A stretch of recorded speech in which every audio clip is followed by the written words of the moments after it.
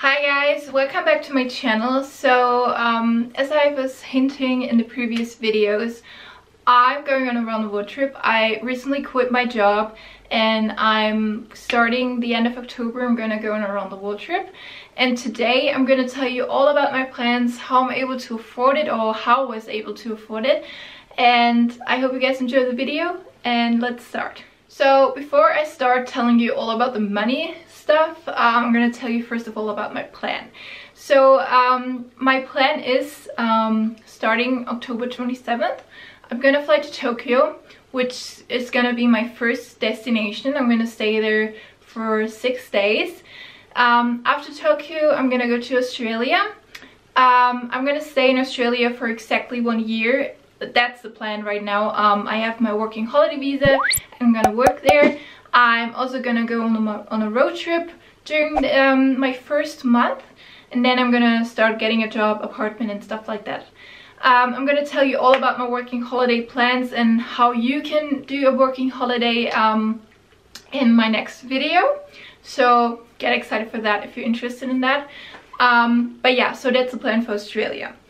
After that year in Australia, I'm gonna go on the real around the world trip. So my plan as of right now, I don't know how that's gonna change, but that's the plan right now.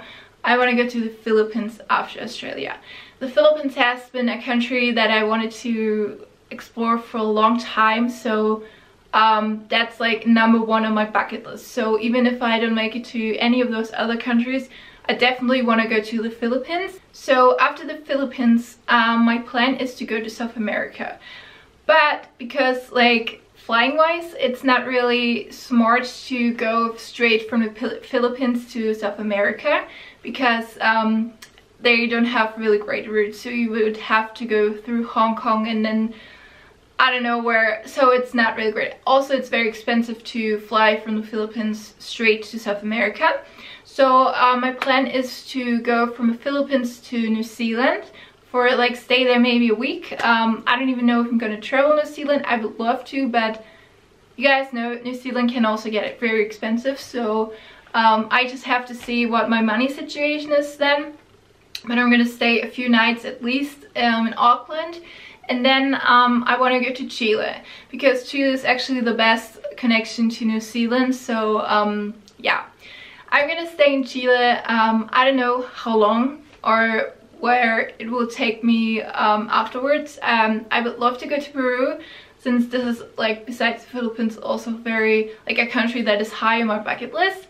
But we will have to see. So South America is pretty much open. I just know I will start in Chile and end up maybe in Uruguay, because flights from Uruguay to back to Europe are very cheap. So yeah, that's South America. I don't really know how long I'm gonna stay there. I have a plan, but I'm gonna leave that totally open, because you never know who you meet. So yeah, we have to see. Then after South America, I really want to go to South Africa, but like with this Philippines, Asia, South America situation, it's the same with like South America to South Africa. So I would have to go through Europe to go to South Africa. So I probably gonna go to Germany again. I'm gonna stay there for a few weeks, you know, get some stuff done and everything, and then go to South Africa. Honestly, I don't know if this plan works out, if I'm gonna really end up doing all of that. That's my plan as of right now. We're still like a year or 1.5 years before that, so I don't really know what's gonna happen after Australia, if I end up really doing that, or if I would just stay in Southeast Asia, which honestly, as of right now, I don't want to, because I can always go to Southeast Asia, since it's super cheap, even from Germany. But like South America, traveling South America is very expensive. I've been to Brazil before, and you have to fly a lot. So I would love to go to South America, since this is like something I can usually not afford, or even like with a normal job that you have regularly. You can't really travel that much or that often, so yeah, as of right now, I have the time, I have the money, so I would love to go to South America. We have to see what's happening then, but yeah, that's the plan as of right now. Okay, so now on to your probably most important question you have when watching this video. How am I able to afford this trip? So little back info. I'm from Germany. I have worked here and I have 2 apprenticeships. If you're not familiar with the apprenticeship system, just Google it. It's basically like an internship that you have over like 2.5 to 3 years. It depends on your degree that you got from high school. I've done one 2.5 years, which was industrial manageress, and you basically go through each department, like accounting and sales and stuff like that, and learn the job. You also go to school 1 to 2 times a week. Oh my gosh, I can't speak today, I'm really sorry. Anyway, so yeah, you go to school, you learn the theoretic stuff there, like for me it was business stuff mostly, like accounting and yeah, just the whole business stuff of that.